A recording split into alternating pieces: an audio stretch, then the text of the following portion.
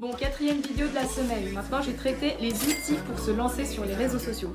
Déjà, le premier outil, c'est tout simplement te lancer avec une tablette ou un téléphone pour te filmer. La toute première étape avant de vous filmer, il faut d'abord activer les paramètres de haute qualité de votre photo. Du coup, vous allez dans Format.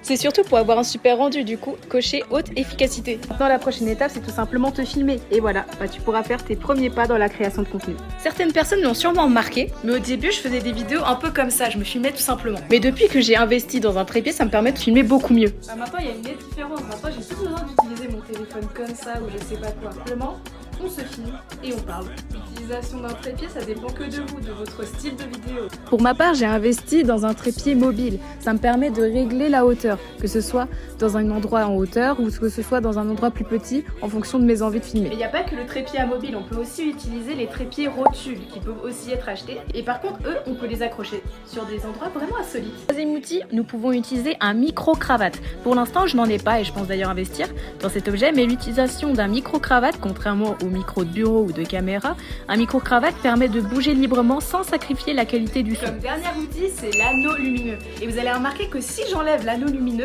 tout simplement c'est mon ouf, vous me voyez moins. Et voilà, avec un anneau lumineux, on peut modifier l'éclairage selon la couleur qu'on veut et ça rend beaucoup plus attrayante notre vidéo.